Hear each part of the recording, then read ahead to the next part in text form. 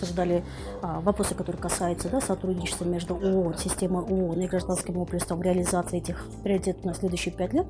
А в другой группе мы обсуждали непосредственно уже суть этих приоритетов, что они под собой подразумевают, какие необходимые дополнения либо изменения должны быть внесены с нашей точки зрения, потому что, да, и я желаю, чтобы этот документ он был практичным, чтобы были заложены именно те механизмы, которые позволят их достижению. Ну и, конечно, я очень рассчитываю, что при реализации все-таки, если мы говорим о гражданском обществе, то именно гражданская организация, в данном случае как представители Кыргызстана, будут участвовать не как имплементаторы, а как соавторы, как люди, которые работают на местах, будут знать, что лучше и как, через какие методы можно было бы достигнуть, потому что есть огромное количество уже проделанной работы, и внутри огромное есть, что хорошо работает, что плохо работает. И я боюсь, что хотелось бы увидеть именно хорошие инструменты, но при этом учитывать то, что не будет работать. Желаю коллегам из ООН предусматривать все эти аспекты в доработке и финализации данного документа.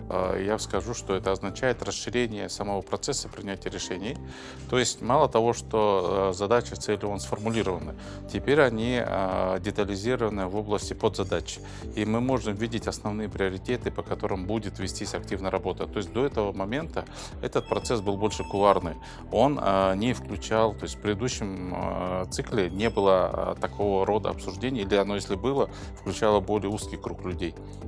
Сейчас расширение, на самом деле, это очень отличная возможность включить больше мнений, больше представленности разных кругов, включая академическое сообщество, которое я представляю. Но речь идет, во-первых, о формировании политики, о новых практиках, о том, чем заниматься будет международное сообщество совместно с государственными органами. И я думаю, что людям, даже если оно кажется, может быть, ну зачем нам это знать, но все равно эта информация должна быть в общественном поле. Я думаю, что вот так. Для меня, как для представителя бизнеса, не всегда удается встречаться с представителями университетов, из сельского хозяйства представителей. И элементарно первый шаг – это больше информации о других сферах экономики, деятельности, жизни. И это очень полезно вообще для кругозора, для развития и для собственных планов. Мы обсуждали вопрос о зеленой экономике, предпринимательстве, инновациях, и стоял вопрос о том, каким образом взаимодействовать и вовлекать гражданское сообщество. Я, как представитель бизнеса, предложила доносить информацию, плотнее работать с бизнес-ассоциациями. Будущая стратегия семьи ООН, я думаю, они достаточно глубокие, охватывают наиболее актуальные, скажем так, проблемы, которые есть сейчас в Кыргызстане. Поэтому вот такая вот совместная дискуссия, она, конечно, достаточно важна. Я думаю, что необходимо продолжить, потому что есть некоторые вопросы, которые все-таки стоит еще обсуждать.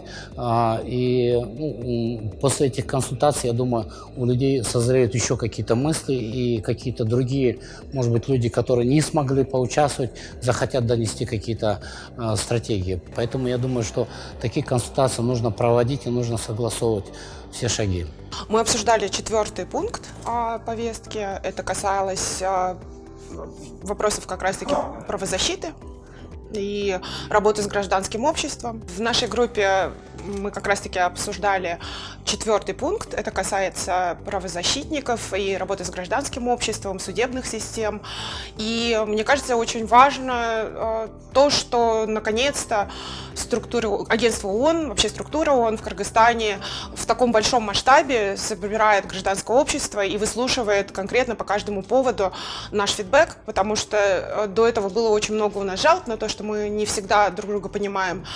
И здесь нас, очень часто агентство отдельно слушает своих партнеров, но здесь вот мы увидели в более таком масштабном виде, и мы можем сделать какие-то свои... Вообще в рамках концепции прав человека очень важно, чтобы гражданское общество, институции государственные, международные организации строить вот эти платформы, где мы будем меняться опытом, помогать друг другу решать какие-то проблемы, где мы будем коллаборироваться, строить вот эту дружескую связь, которая поможет бороться с такими вопросами, как агрессия, шовинизм и прочие негативные проявления. Плюс это очень классный инструмент для миростроительства.